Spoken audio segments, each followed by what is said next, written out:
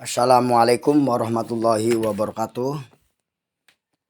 Para pencinta kebaikan dimanapun berada, pada kesempatan kali ini saya ingin sampaikan sebuah tausiah yang akan disampaikan oleh Qot Hamim. Marilah kita dengarkan bersama-sama tausiah tersebut. Selamat mendengarkan.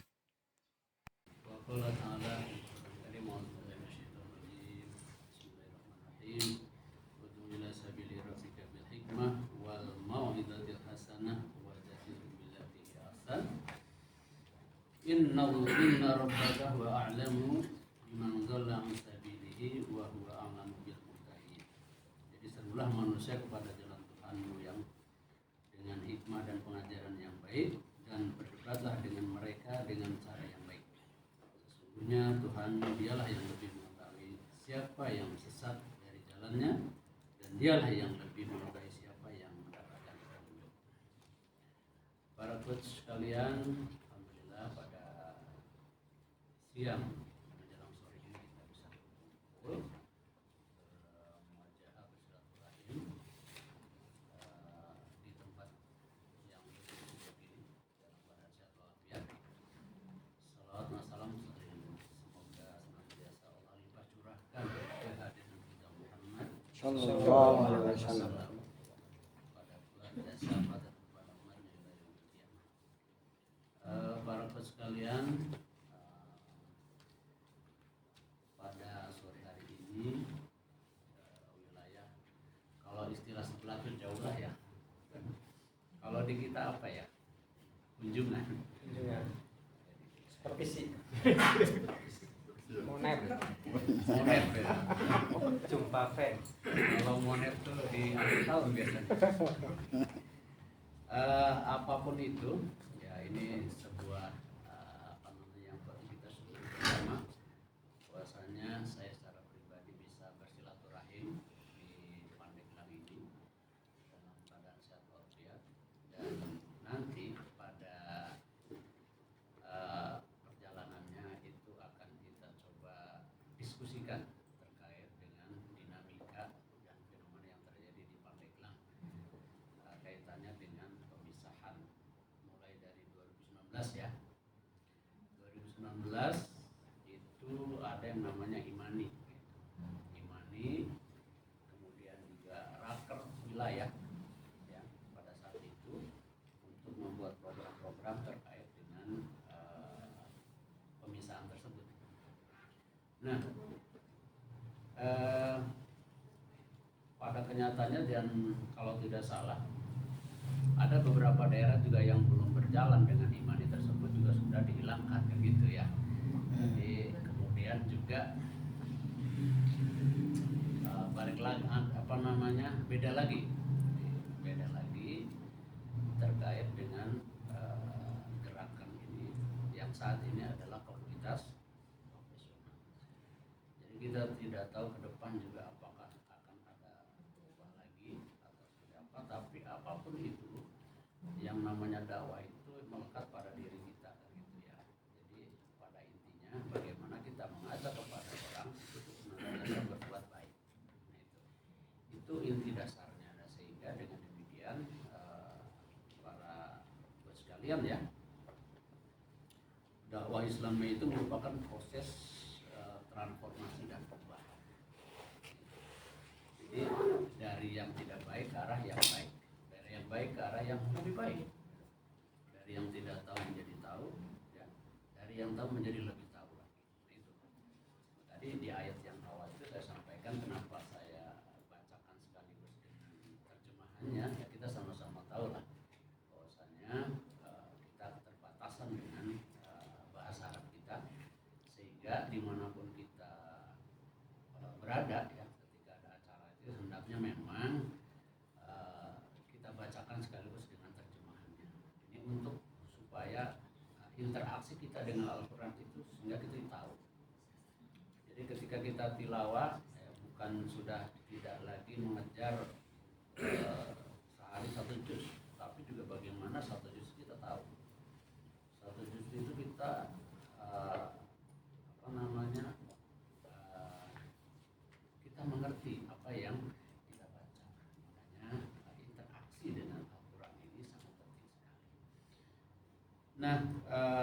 sekalian, ada 3 aspek ya. Ada 3 aspek yang menghambat kemenangan dakwah itu sendiri. Yang pertama itu secara maknawiyah, fikriyah dan amaliyah. Ini coba kita perhatikan secara maknawi ya, secara moralitas. Secara moralitas ini kenapa sih bisa sampai kepada menghambat ya dari sisi kemenangan dakwah itu sendiri. Secara maknawi atau moralitas para pendengar sekalian ya, itu kita lemah dalam hubungan dengan Allah Subhanahu wa taala. Usilabillah. Ini harus menjadi evaluasi besar ya, menyeluruh terhadap kita semuanya, para aktivis dakwah ini sudah sampai sejauh mana ikatan kita, hubungan kita dengan Allah Subhanahu wa taala. Jadi jangan sampai hubungan kita dengan Allah itu lemah gitu. Sehingga inilah yang menghambat kemenangan untuk kita secara keseluruhan di dakwah ini. Terutama memang karena kita di kultural, ya, dakwah kultural ini kan.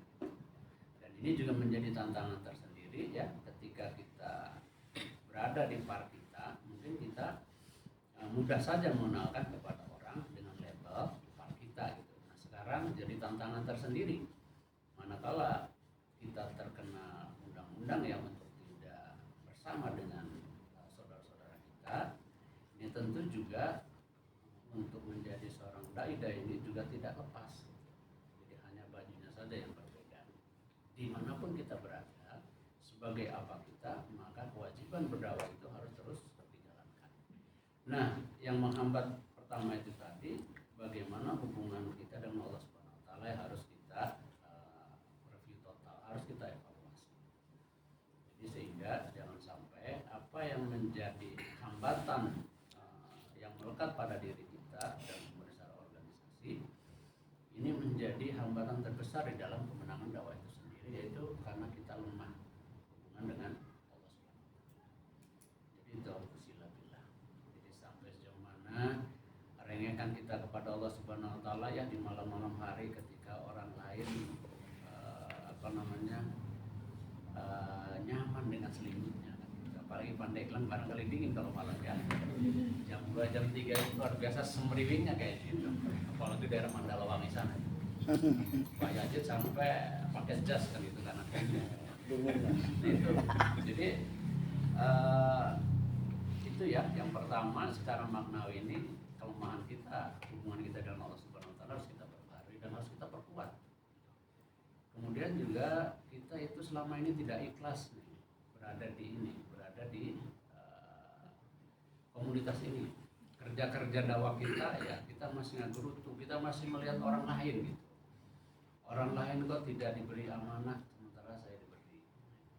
Ciri orang ikhlas, tidak ikhlas itu ya kalau dilihatin semangat, kalau ditinggalin dia nggak semangat gitu. Itu ciri yang tidak ikhlas ya. Nah itu harus hati-hati karena ini salah satu faktor menjadi penyebab pembukaan kemenangan dakwah. Nah kemudian juga tergantung insentif nih, tapi di kita nggak ada lah insya Allah ya.